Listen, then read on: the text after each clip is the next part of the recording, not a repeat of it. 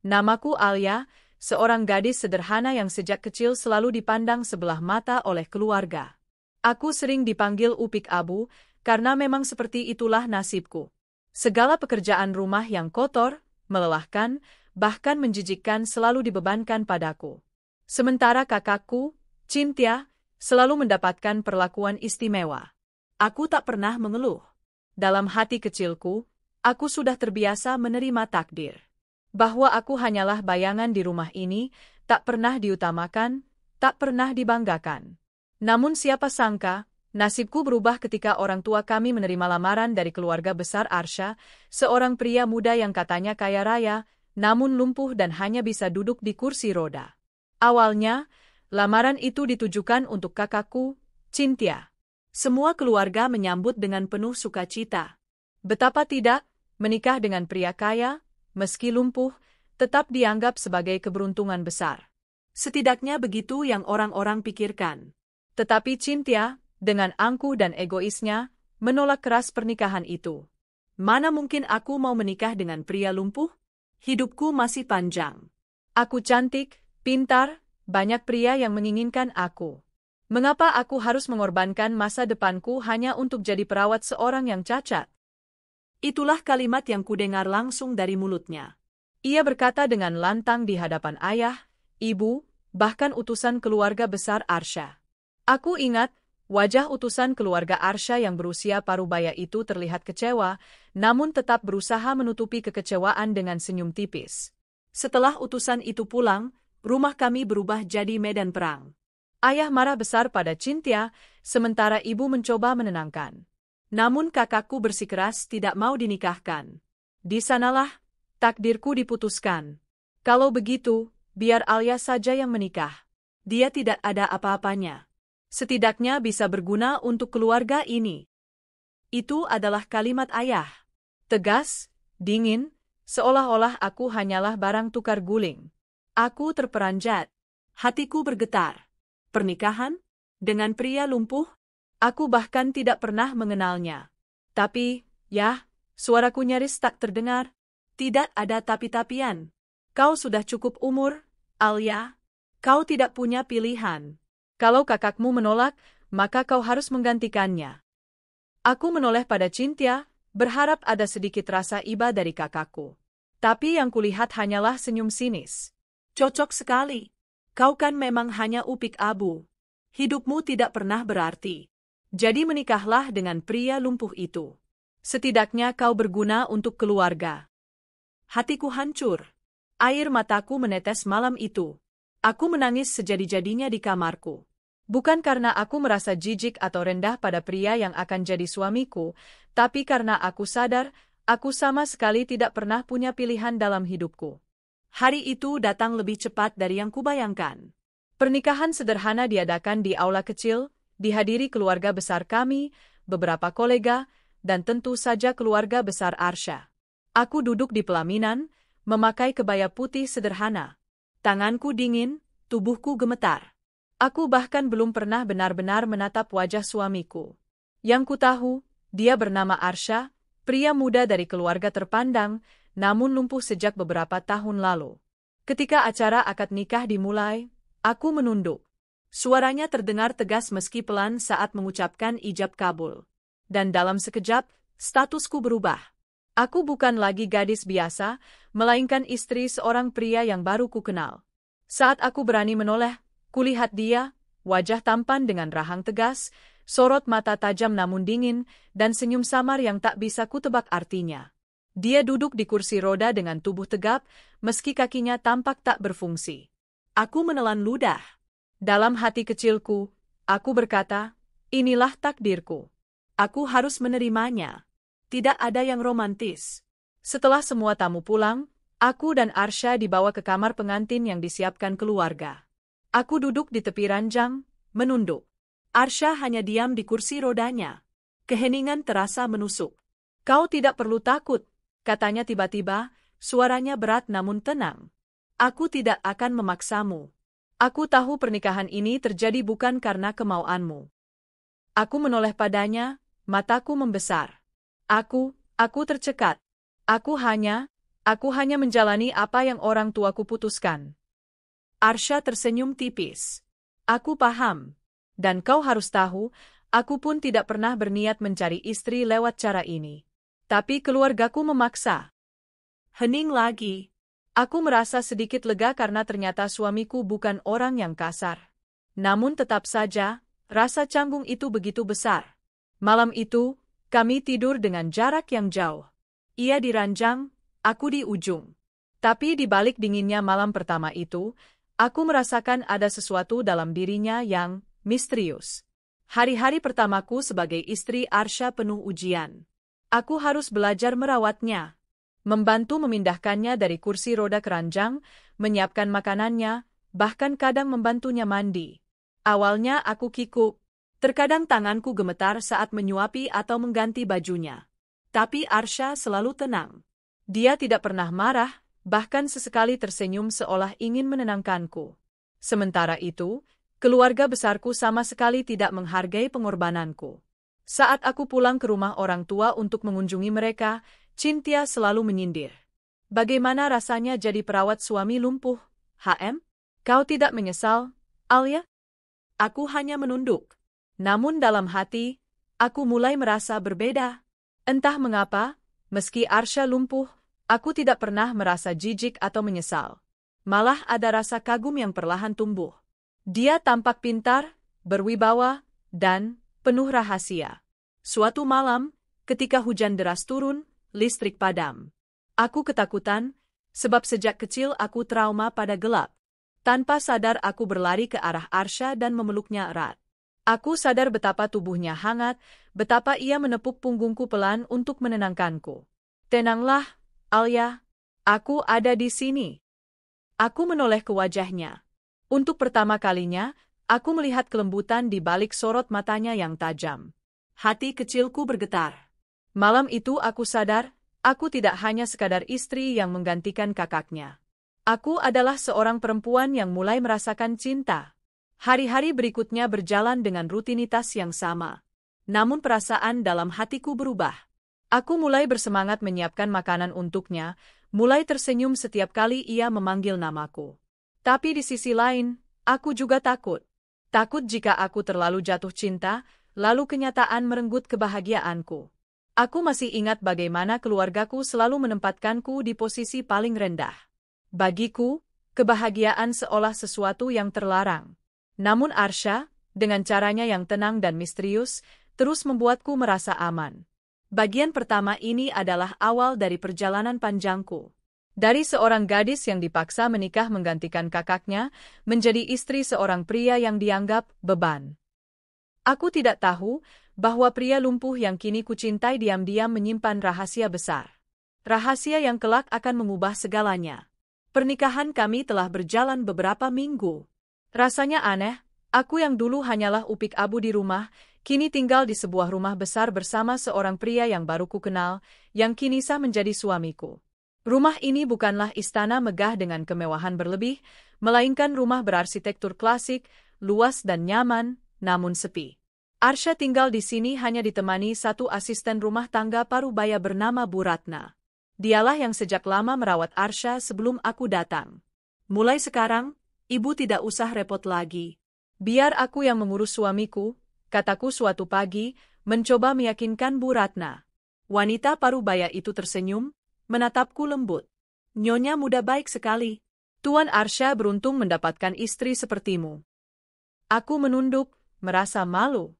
Dalam hati, aku tidak tahu apakah yang kulakukan benar-benar tulus atau sekadar menjalankan kewajiban.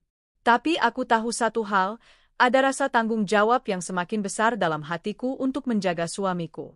Setiap pagi, aku bangun lebih awal. Menyiapkan sarapan, menyeduh teh hangat, lalu masuk ke kamar Arsha untuk membantunya bersiap.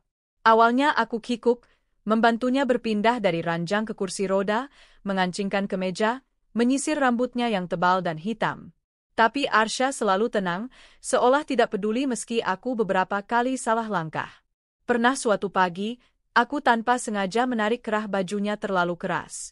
Aduh, maaf, seruku panik. Arsha justru terkekeh. Tenang saja.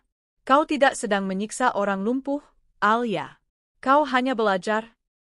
Aku terdiam, lalu ikut tersenyum kecil. Ucapannya seolah menenangkan rasa bersalahku. Setelah sarapan, biasanya Arsya duduk di ruang kerja kecilnya, membaca buku atau menatap layar laptop. Aku heran, meski lumpuh, dia tampak sibuk dengan sesuatu. Tapi aku tidak pernah berani bertanya terlalu jauh. Sementara itu, aku mengurus rumah, membersihkan, dan sesekali menemani Arsya berbincang.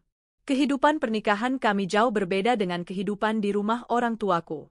Namun bukan berarti aku lepas dari hinaan. Suatu hari, aku dipanggil pulang ke rumah orang tua untuk acara keluarga. Tentu saja, aku datang bersama Arsya. Saat masuk, semua mata tertuju pada kursi roda suamiku. Beberapa berbisik, beberapa menatap dengan iba, sebagian lagi dengan tatapan meremehkan. Dan seperti biasa, Cynthia yang paling lantang. Oh, jadi ini suamimu, Alia? Wah, luar biasa sekali. Tampan sih, tapi sayangnya, kakinya tak bisa dipakai. Kau benar-benar wanita paling malang. Aku menunduk, menggenggam erat tangan Arsya di kursi roda. Kupikir Arsya akan tersinggung, tapi dia hanya tersenyum tipis. Setidaknya aku tidak perlu membuktikan apapun pada orang yang tak berarti, jawabnya tenang. Semua terdiam. Aku menoleh, menatap wajah Arsya dengan takjub. Di balik kondisinya, ada wibawa yang sulit dijelaskan. Namun kakakku mendengus, lalu berbisik pada temannya dengan nada mengejek. Hatiku perih, tapi aku belajar menahannya. Hari-hari berlalu. Semakin lama aku hidup bersamanya, semakin banyak hal yang membuatku kagum. Arsya sangat pintar. Dia bisa berbicara tentang banyak hal, bisnis, politik, filsafat, bahkan seni. Malam-malam kami sering diisi dengan diskusi panjang, dan aku selalu merasa kalah jauh.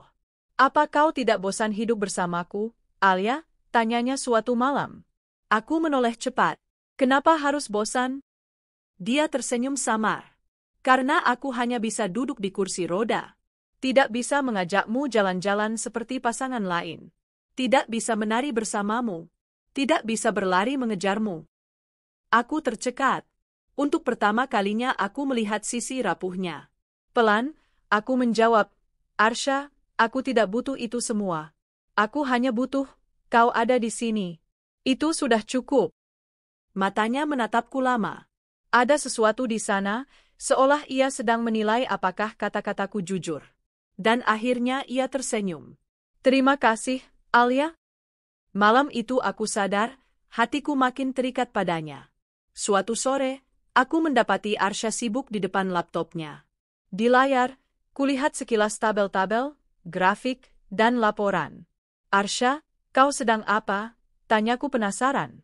Dia menutup laptopnya cepat, lalu menoleh padaku. Tidak ada. Hanya membaca laporan lama. Aku mengernyit. Laporan apa?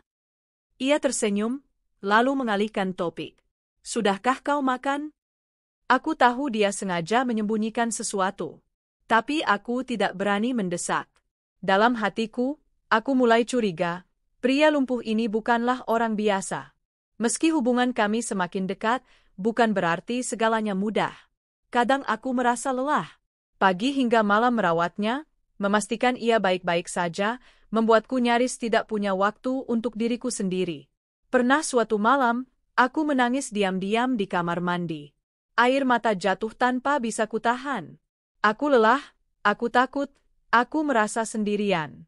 Namun ketika keluar, Arsya menatapku dengan tatapan penuh perhatian. Kau menangis? Tanyanya pelan. Aku buru-buru menggeleng. Tidak, hanya kelelahan. Ia menggenggam tanganku. Alia, aku tahu ini tidak mudah bagimu. Tapi percayalah, semua pengorbananmu tidak akan sia-sia. Aku akan selalu mengingat ketulusanmu. Kata-katanya menenangkan hatiku. Seakan ada janji yang belum terucap, namun aku percaya padanya. Hari-hari berikutnya, aku mulai merasakan perubahan besar dalam diriku.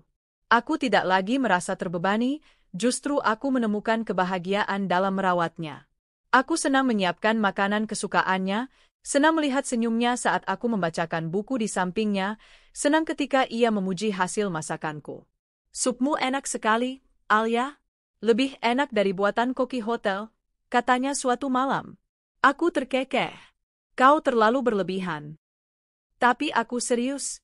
Kau bukan hanya istri yang baik, tapi juga teman yang menyenangkan. Hatiku bergetar mendengar kalimat itu. Aku tahu, perlahan-lahan, cinta di antara kami tumbuh, meski tanpa kata-kata manis berlebihan. Sayangnya, dunia luar tidak melihat apa yang aku lihat. Saat aku berkunjung ke rumah orang tua, atau bertemu tetangga lama, mereka selalu menatapku dengan iba. Kasihan sekali, Alia. Masih muda, cantik, tapi suaminya lumpuh. Hidupmu pasti berat. Aku hanya tersenyum, menahan diri. Mereka tidak tahu apa-apa. Mereka hanya melihat fisiknya, tidak melihat siapa Arsya sebenarnya. Namun aku percaya, suatu saat nanti, semua orang akan menyadari bahwa aku tidak salah memilih jalan hidupku. Malam itu, saat bulan purnama, aku dan Arsya duduk di teras rumah. Angin sepo-sepo berhembus lembut. Alia, katanya tiba-tiba. Ya? Apa kau menyesal menikah denganku? Pertanyaan itu menusuk hatiku. Aku menoleh, menatap matanya. Tidak, Arsya. Sama sekali tidak. Ia terdiam lama, lalu tersenyum dengan senyum yang begitu tulus. Kau tidak tahu betapa berharganya jawabanmu. Aku tersenyum balik. Dalam hatiku, aku tahu, apapun yang terjadi, aku tidak akan meninggalkannya. Bagian ini menutup bab awal kehidupan rumah tangga kami. Dari canggung dan penuh hinaan, aku mulai menemukan arti cinta sejati. Meski aku masih belum tahu siapa sebenarnya Arsya, hatiku sudah memilih untuk percaya padanya. Aku tidak tahu bahwa perjalanan ini baru saja dimulai dan akan membawa kami pada kejutan-kejutan besar yang tak pernah kubayangkan. Hari-hari dalam rumah tangga kami terus berjalan. Semakin lama aku bersama Arsya, semakin banyak hal yang membuatku bertanya-tanya. Suamiku ini bukan pria biasa, aku yakin itu. Meski duduk di kursi roda, sikapnya selalu tenang, tutur katanya berwibawa, dan yang paling membuatku heran, ia sering menerima telepon misterius di ruang kerjanya. Aku tidak pernah tahu dengan siapa ia berbicara, tapi dari nada suaranya yang penuh perintah dan keyakinan, aku bisa menebak, orang-orang di seberang sana sangat menghormatinya. Namun, meski penasaran, aku tidak pernah berani mencampuri urusannya. Tugasku adalah menjadi istri yang berbakti, bukan penyelidik yang mengorek rahasia. Setiap kali aku pulang ke rumah orang tuaku, aku selalu menjadi bahan cemoohan. Suatu sore, aku diundang untuk menghadiri arisan keluarga besar. Arsya menemaniku. Saat kami tiba, aku sudah bisa merasakan tatapan kasihan sekaligus sinis dari para saudara. Itu Alia ya? Sama suaminya, bisik salah satu bibi sambil menatap kursi roda Arsya. Cantik-cantik kot sial ya, dapat suami lumpuh, timpal yang lain. Padahal kakaknya lebih cocok, sayang dia menolak. Ya sudahlah, namanya juga takdir. Aku pura-pura tidak mendengar. Tapi hatiku perih. Cynthia, kakakku, tidak melewatkan kesempatan untuk menyakitiku. Ia menghampiri dengan senyum penuh kemenangan. Alia, adikku sayang. Kau benar-benar istri yang luar biasa tabah. Aku salut. Bagaimana rasanya setiap hari harus menyuapi suami? Memandikan suami? Membopong suami? Aku menunduk. Tapi sebelum aku sempat menjawab, Arsya menatapnya tajam.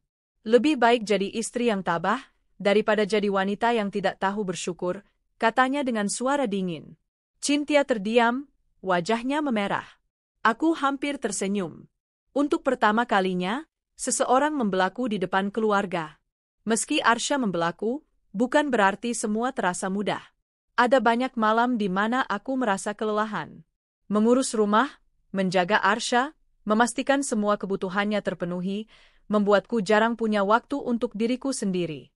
Aku sering menatap cermin, melihat wajahku yang semakin pucat, mata yang sayu, dan tubuh yang kurus. Kadang aku bertanya dalam hati, apakah ini hidup yang harus kujalani selamanya?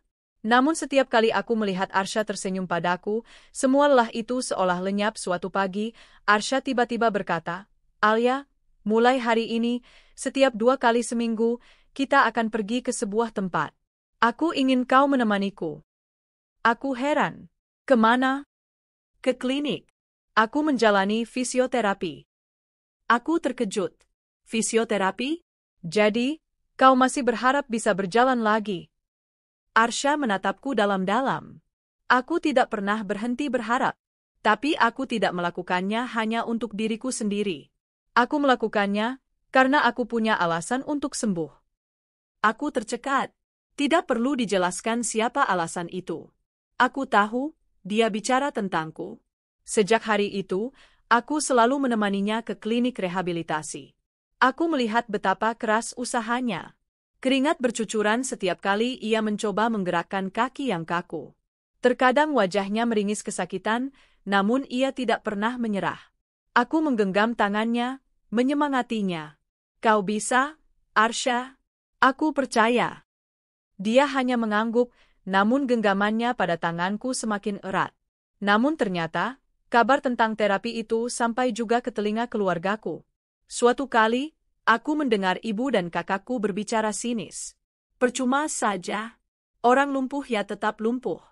Mau terapi 1000 kali pun tidak akan berubah, kata Cynthia dengan nada meremehkan. Aku tidak tahan lagi. Untuk pertama kalinya, aku melawan. Jangan bicara begitu. Kau tidak tahu bagaimana dia berjuang.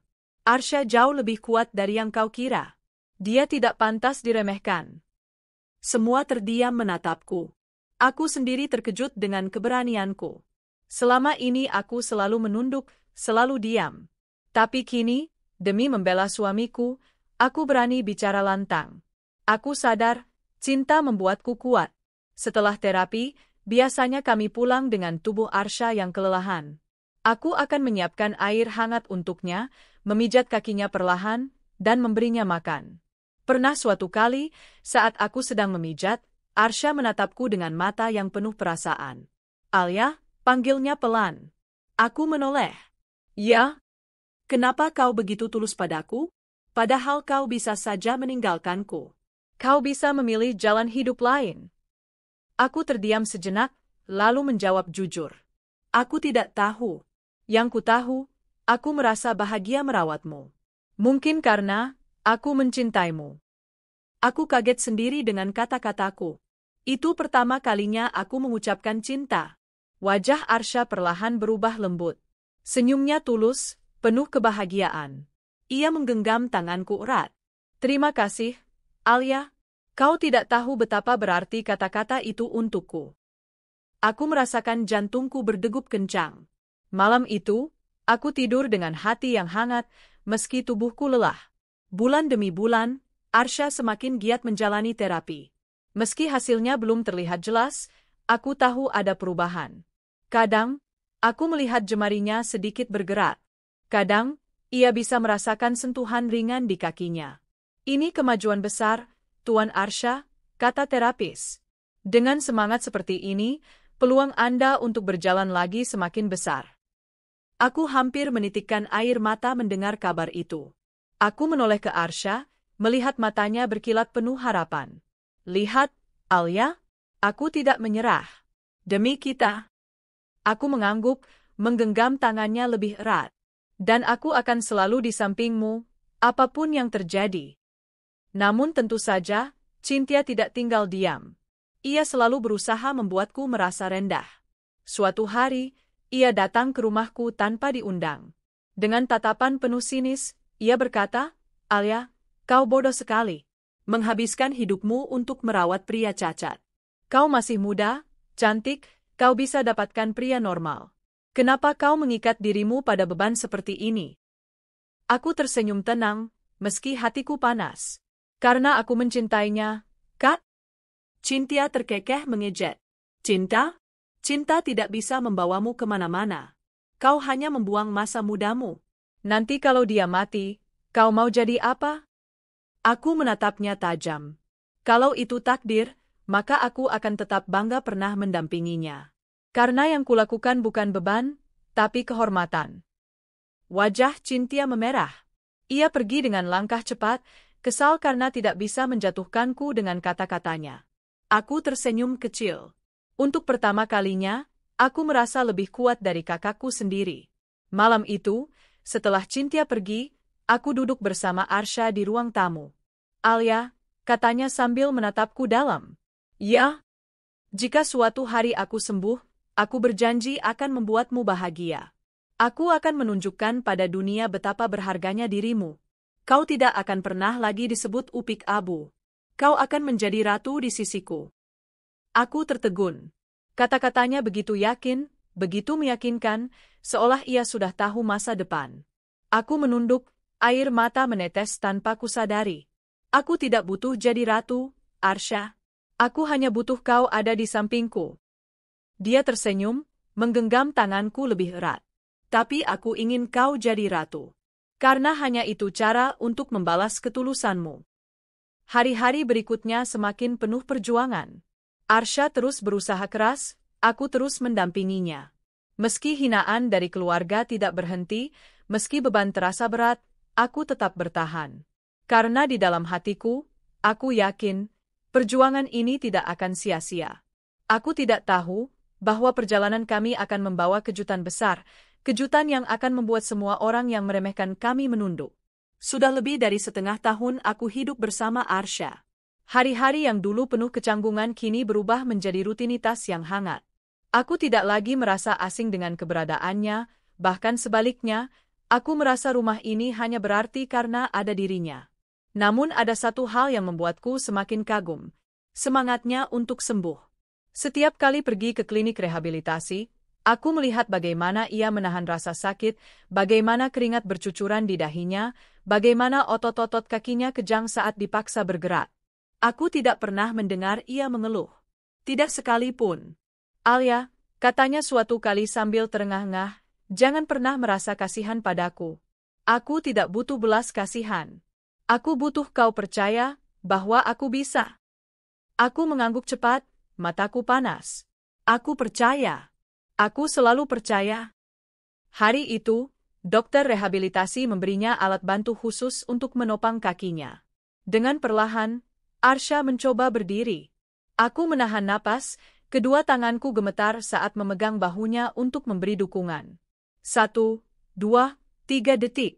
Untuk pertama kalinya, aku melihat suamiku berdiri tegak, meski dengan alat bantu. Arsha, suaraku tercekat, air mataku jatuh. Kau berdiri, kau bisa berdiri. Arsha menatapku dengan senyum penuh kemenangan.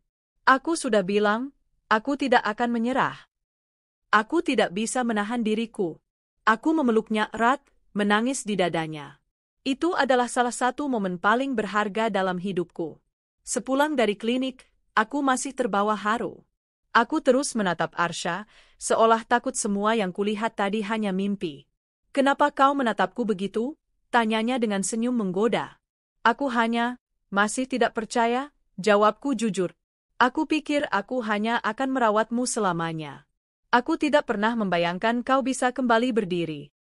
Arsha terdiam sejenak, lalu berkata pelan. Alia, aku ingin kau tahu sesuatu. Aku tidak hanya ingin sembuh untuk diriku. Aku ingin sembuh, agar bisa melindungimu. Agar bisa menempatkanmu di tempat yang pantas. Aku menatapnya bingung. Maksudmu?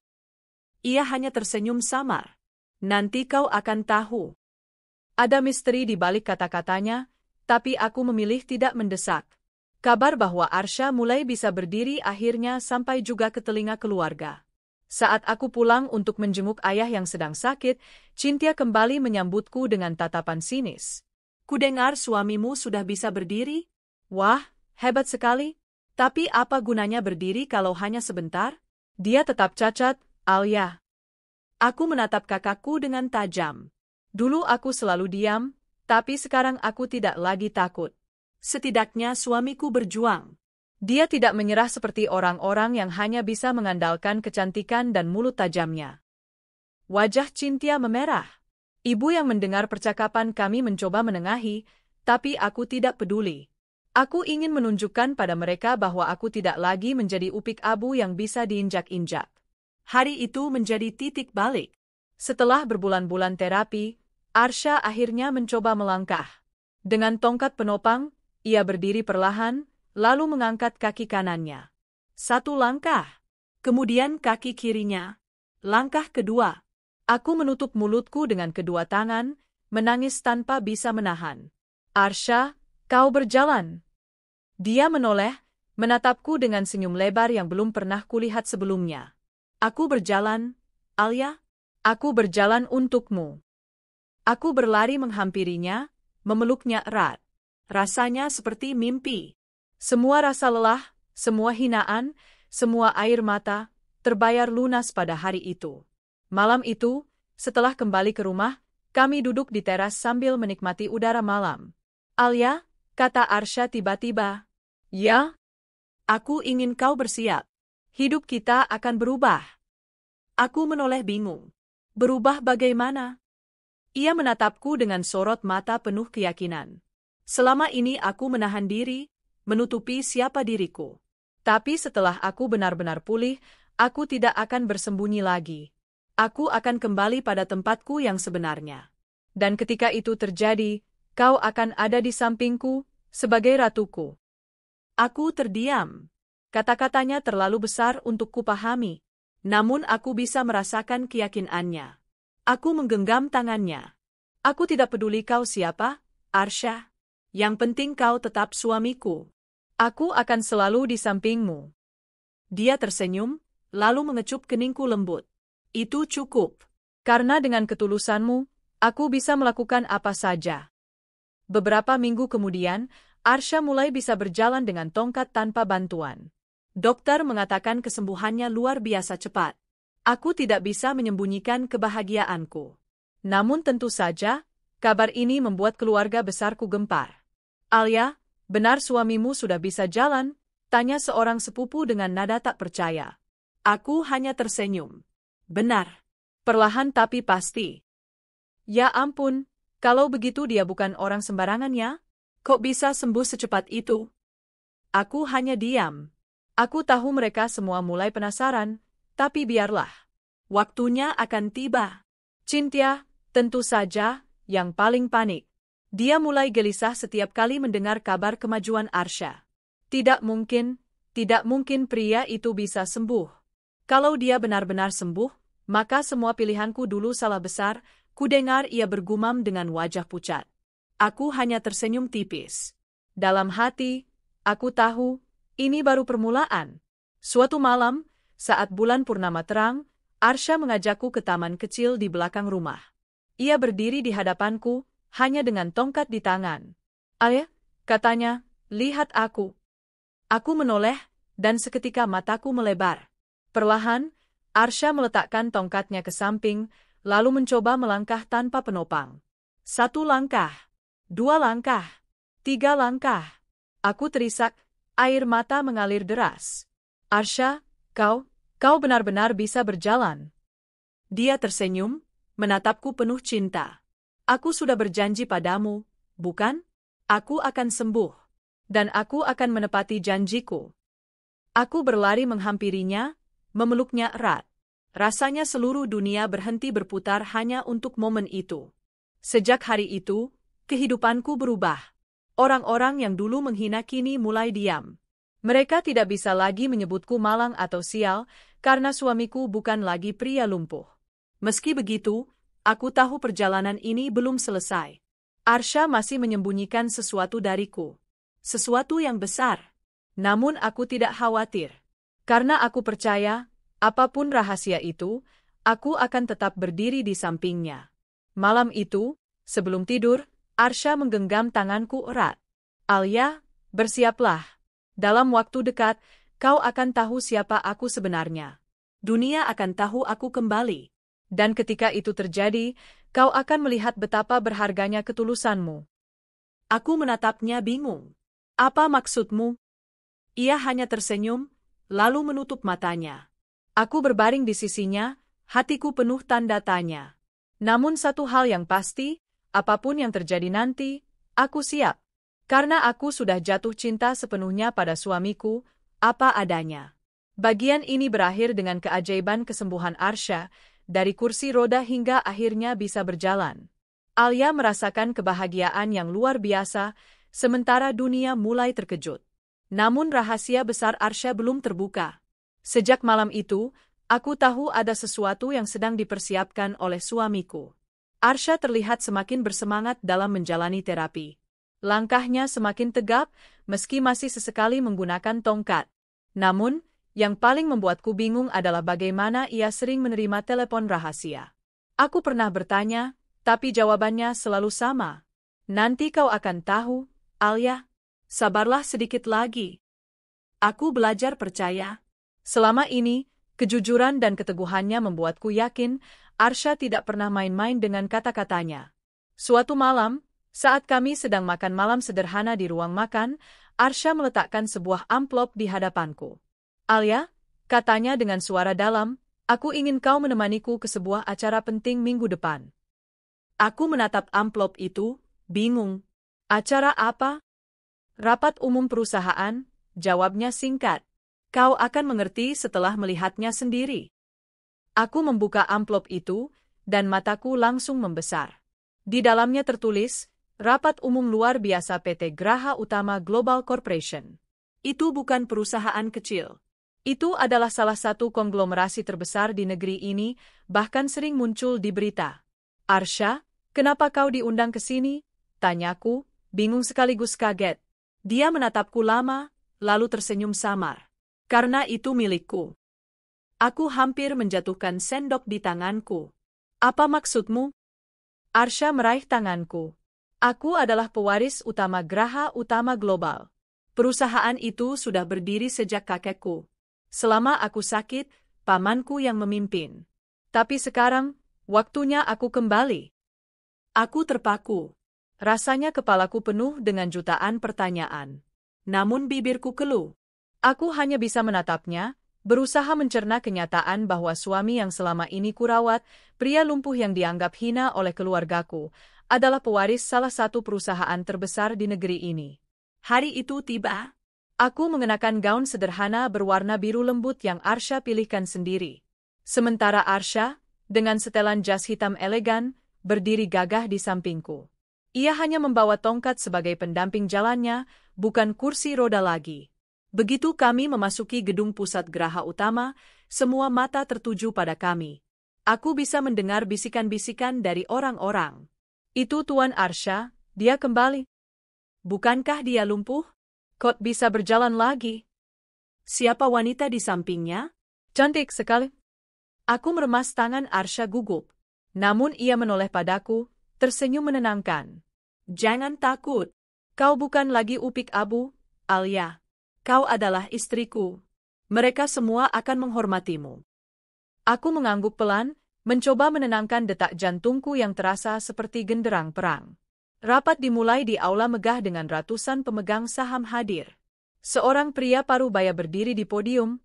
Aku tahu dia pasti Paman Arsha, yang selama ini menjadi pimpinan sementara. Selamat pagi, katanya lantang. Hari ini kita berkumpul untuk membicarakan masa depan perusahaan. Namun, sebelum itu, izinkan saya menyampaikan kabar yang mungkin mengejutkan. Ruangan mendadak hening. Semua menunggu. Saat itulah pintu besar terbuka, dan Arsha melangkah masuk dengan tegap. Semua orang serentak berdiri. Arsha, dia kembali, bisik seseorang. Pewaris sah perusahaan ini, terdengar suara lain. Aku nyaris tidak bisa bernapas. Semua orang menatap suamiku dengan sorot mata penuh hormat, kagum, bahkan takjub. Arsha naik ke podium dengan langkah mantap. Tongkatnya menimbulkan bunyi kecil setiap kali menapak, tapi tidak sedikit pun mengurangi wibawanya. Selamat pagi, katanya dengan suara tegas dan berwibawa. Aku Arsha Pratama, putra tunggal mendiang Arman Pratama, pemilik dan pendiri Graha Utama Global. Aku kembali, bukan sebagai orang lumpuh yang kalian dengar, tapi sebagai pemimpin yang siap membawa perusahaan ini ke masa depan. Tepuk tangan bergemuruh. Aku melihat beberapa orang bahkan menundukkan kepala dengan penuh hormat. Aku tertegun. Inilah sisi Arsha yang tidak pernah kulihat sebelumnya. Ia bukan hanya suamiku yang hangat dan penuh cinta, tapi juga pemimpin yang karismatik, seseorang yang membuat seluruh ruangan tunduk padanya. Setelah pidatonya, Arsha menoleh ke arahku. Dan inilah istriku, Alia. Seluruh aula menoleh ke arahku. Aku nyaris panik, wajahku memanas. Namun Arsha menggenggam tanganku, menarikku berdiri di sampingnya. Ia adalah wanita yang menemaniku dalam masa terberat. yang tidak pernah meninggalkanku saat semua orang menganggapku tak berguna. Karena itu, hormatilah dia sebagaimana kalian menghormatiku. Dia adalah ratuku. Hening sejenak, lalu, tepuk tangan lebih keras lagi menggema. Aku menunduk, mataku berkaca-kaca. Aku tidak pernah membayangkan, seorang Alia yang dulu dianggap upik abu bisa berdiri di panggung megah, dihormati ratusan orang penting.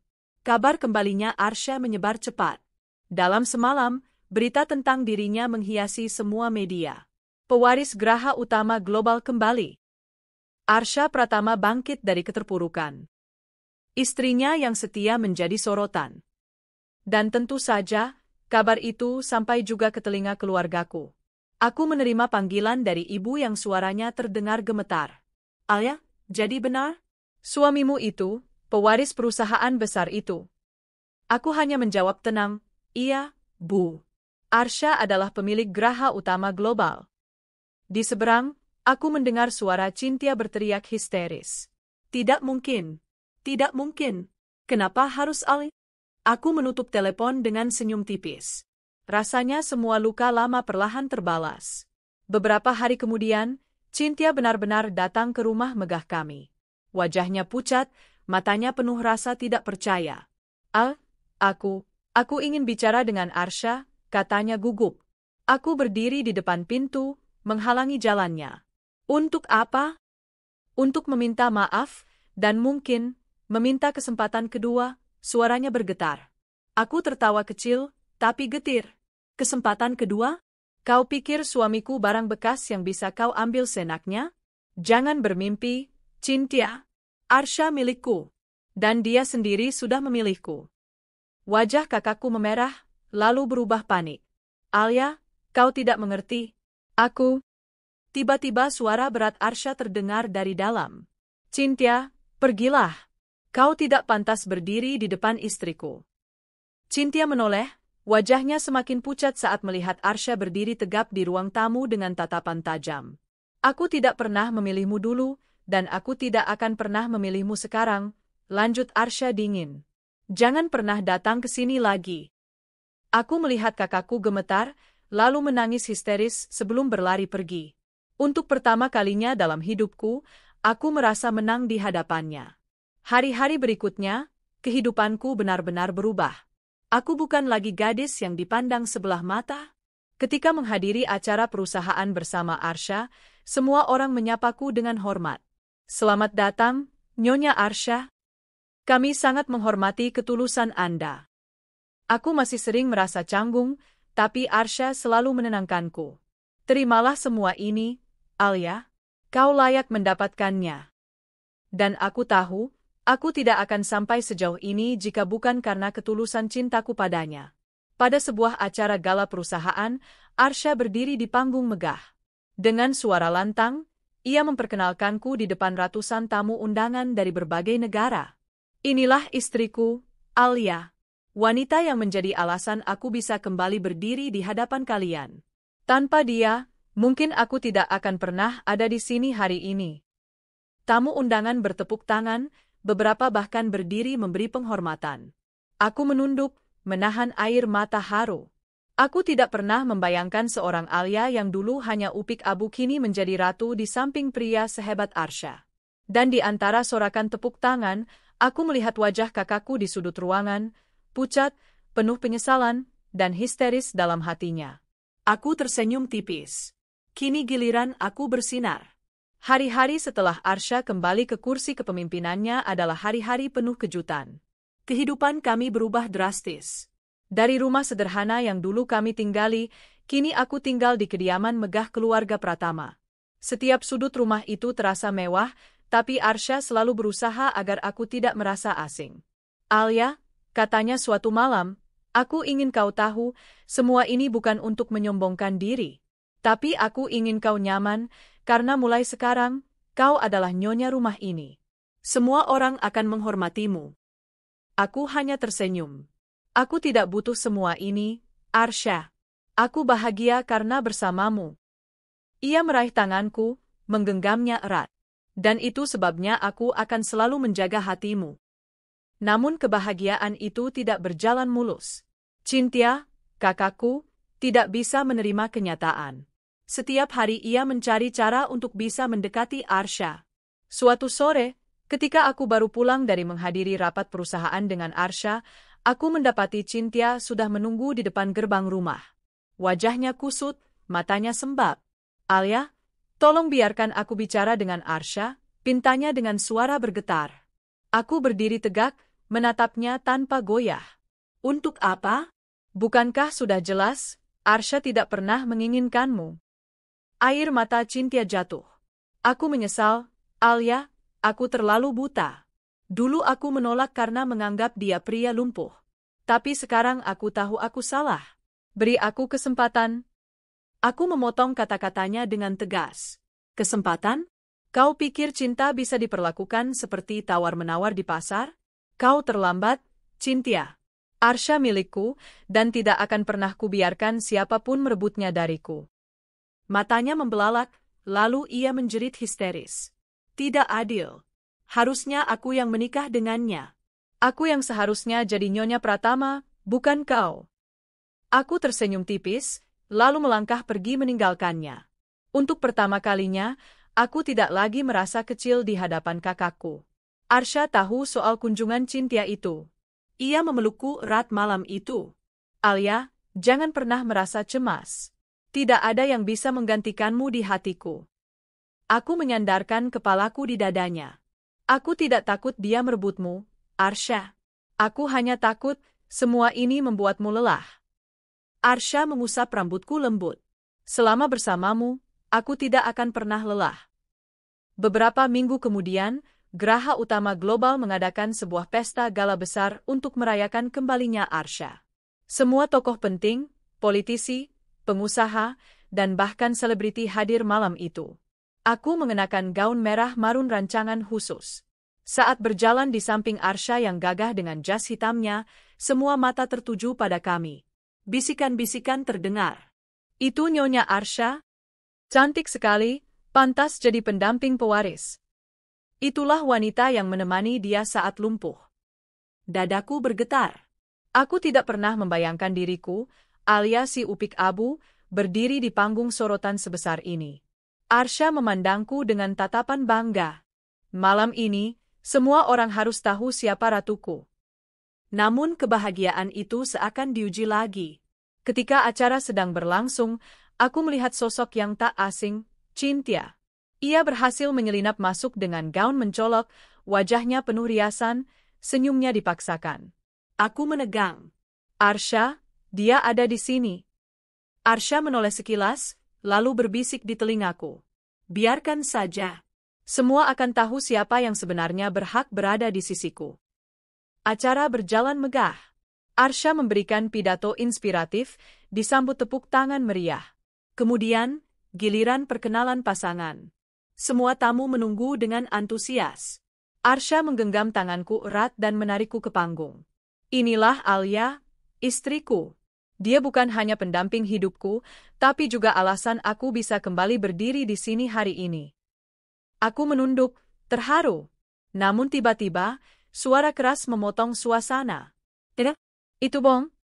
Semua menoleh. Cynthia berdiri di tengah kerumunan, wajahnya merah, matanya liar. Aku yang seharusnya jadi istri Arsha.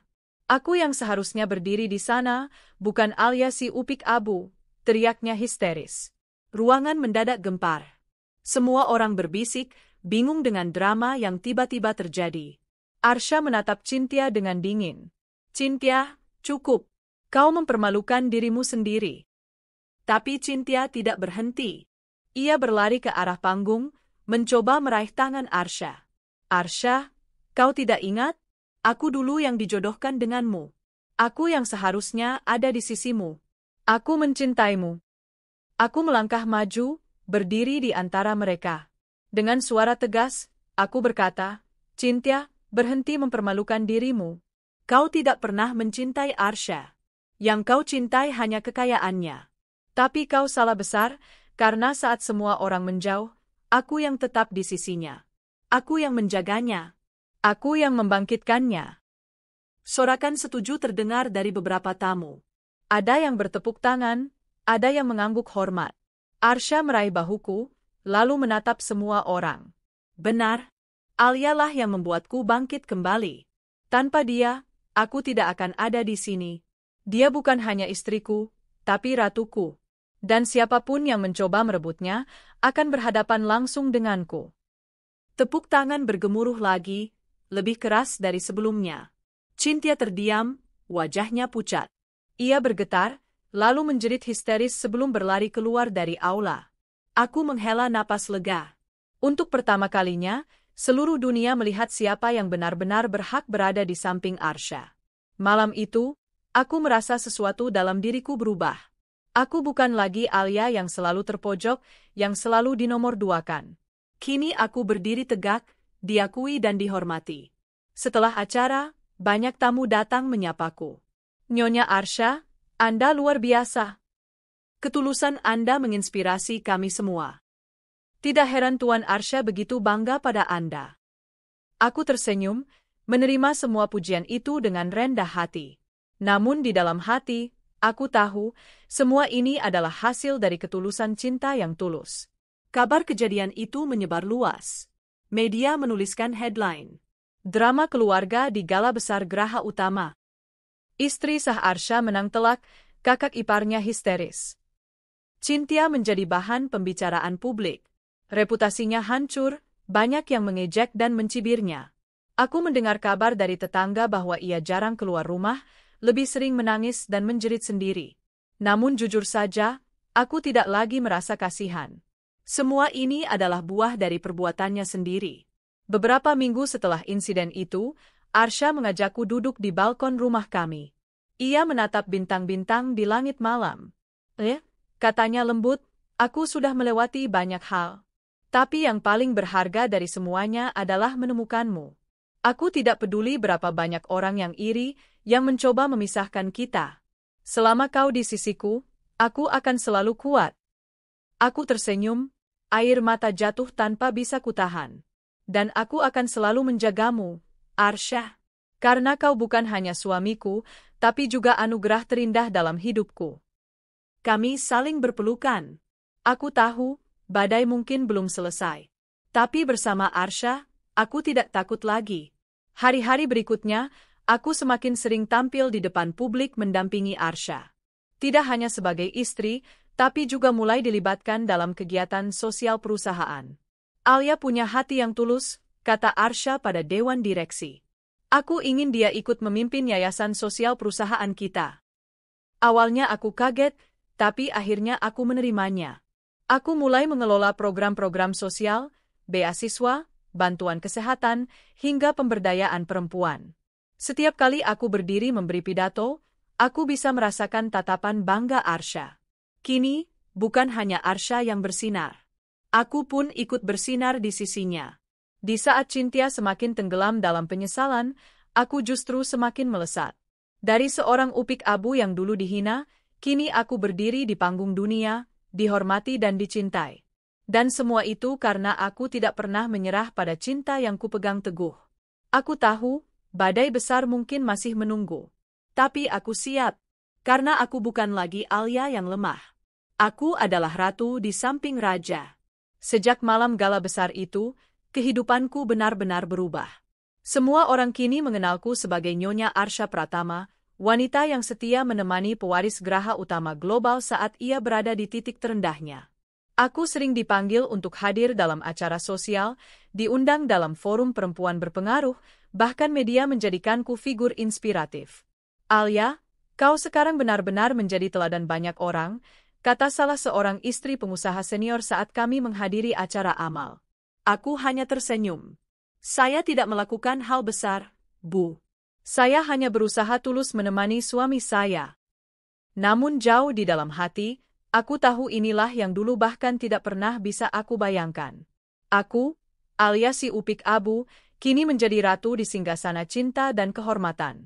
Meski dunia menyanjungku, bayangan Cynthia masih belum pergi.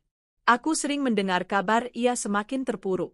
Ada gosip ia sering datang ke kantor Arsha diam-diam, mencoba menemui, tapi selalu dihentikan oleh satpam. Suatu malam, aku terbangun karena suara gaduh di halaman depan rumah besar kami. Saat aku keluar, kulihat Cynthia berteriak-teriak, wajahnya kusut, matanya merah. Alia, kau curang. Kau merebut hidupku. Seharusnya aku yang jadi nyonya rumah ini, teriaknya histeris. Aku menatapnya dari balkon lantai 2. Cynthia, pulanglah. Kau mempermalukan dirimu sendiri. Namun ia tidak berhenti. Tidak. Aku tidak akan berhenti sampai Arsha memilihku. Satpam akhirnya membawanya pergi. Malam itu aku tidak bisa tidur. Hatiku campur aduk antara kasihan dan sakit hati. Arsha menenangkanku dengan memelukku erat. Biarkan dia, Alia. Kau tidak perlu takut. Bagiku, hanya ada satu wanita, kau. Beberapa bulan kemudian, aku mulai memimpin sebuah proyek besar yayasan, pembangunan sekolah gratis untuk anak-anak miskin. Arsha mempercayakan penuh padaku. Hari peresmian, aku berdiri di panggung dengan mengenakan kebaya anggun.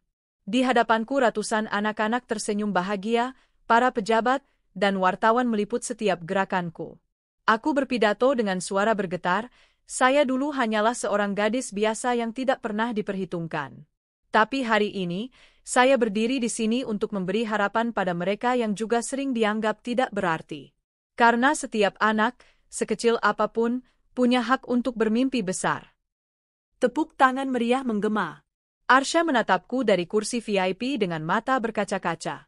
Aku tahu, ia bangga padaku. Namun, ketika semua terasa begitu indah, badai terakhir datang.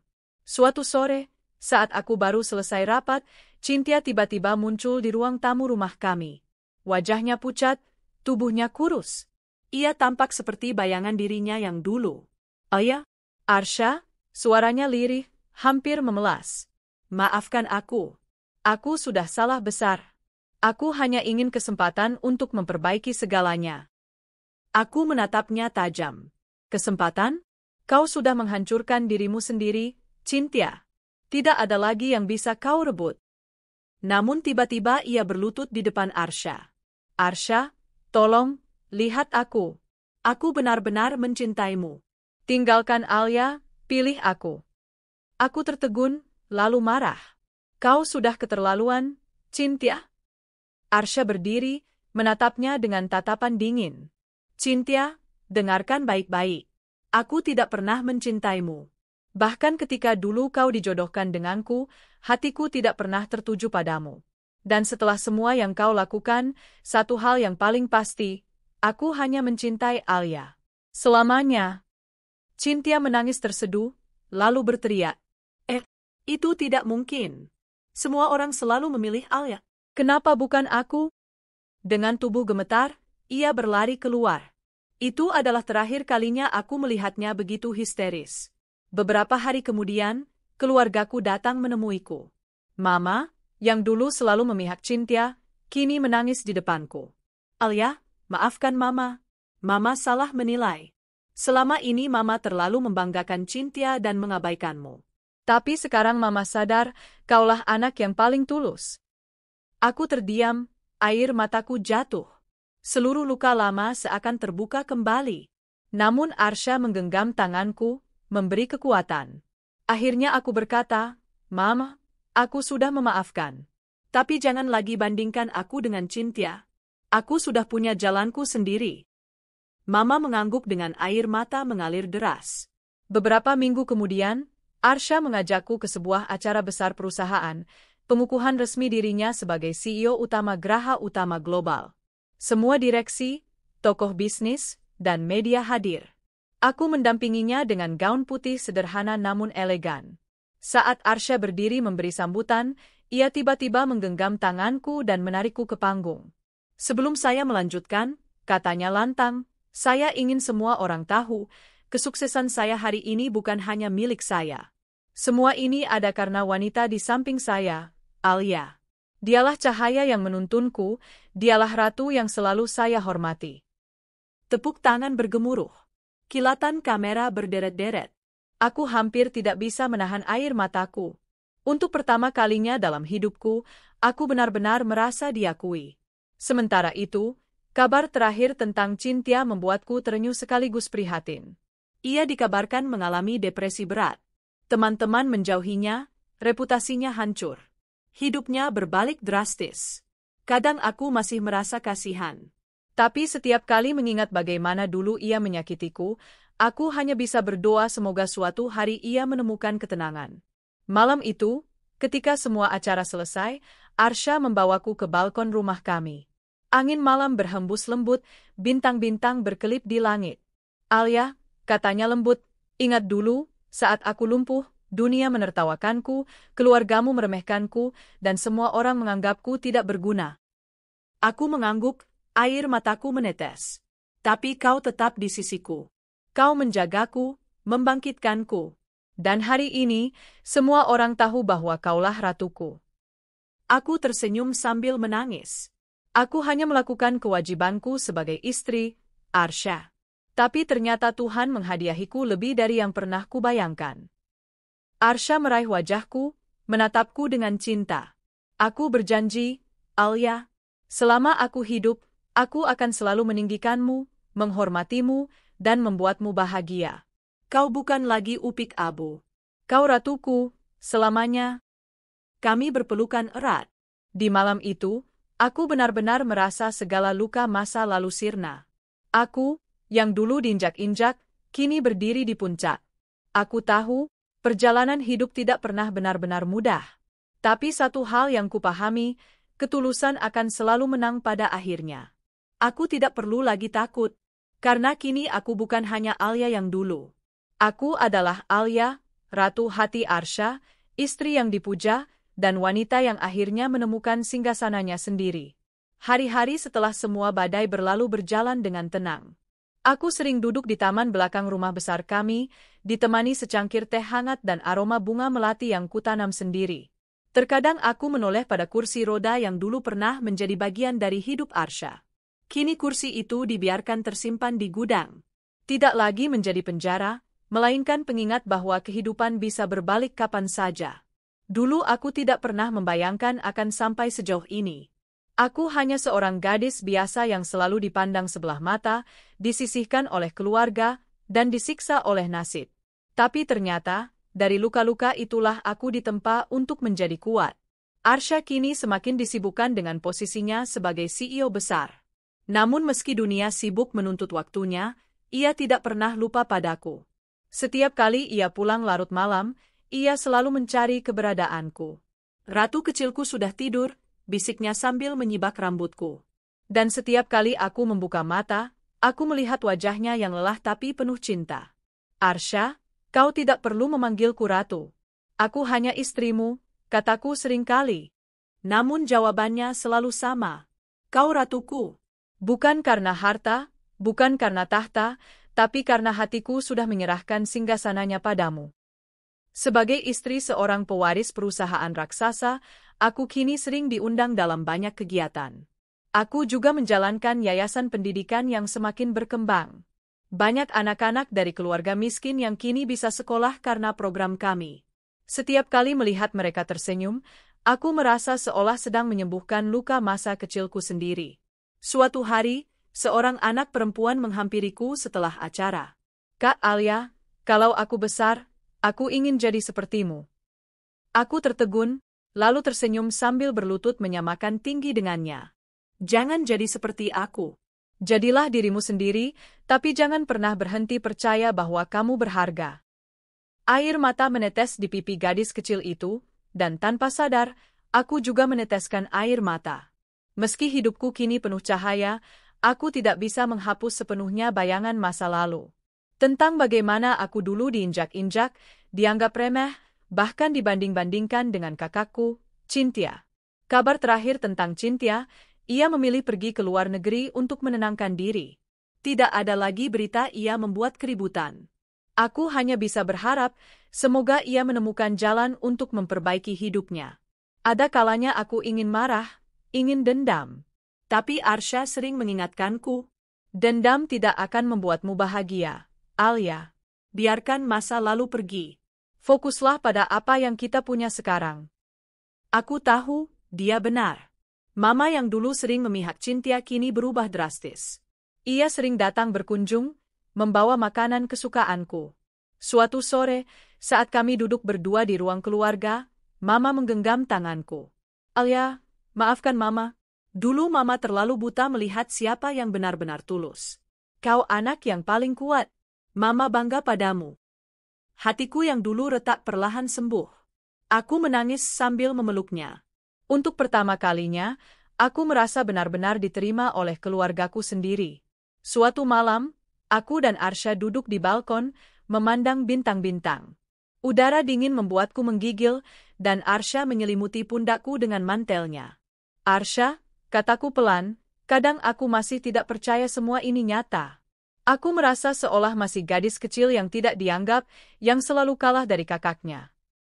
Arsya menatapku dalam. Alia, dengarkan aku. Kau tidak lagi gadis kecil itu. Kau adalah wanita yang memilih tetap berdiri saat semua orang berusaha menjatuhkanmu. Kau ratuku, pilar hidupku. Jangan pernah ragukan itu. Aku menunduk, menahan air mata haru. Janji padaku, Arsya. Apapun yang terjadi nanti, kita tetap bersama. Ia meraih tanganku, mengecup punggungnya dengan lembut. Alia, janji.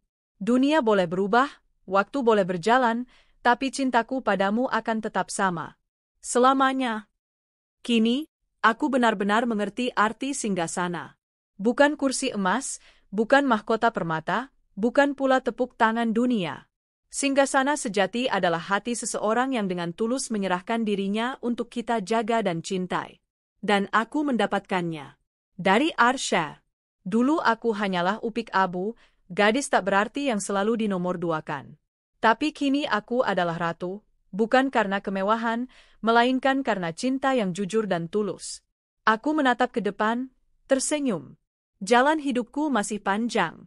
Akan ada rintangan baru, akan ada badai lain. Tapi aku tidak takut lagi. Karena aku tahu, di sisiku ada Arsya. Dan di hatinya, aku akan selalu duduk di singgasana.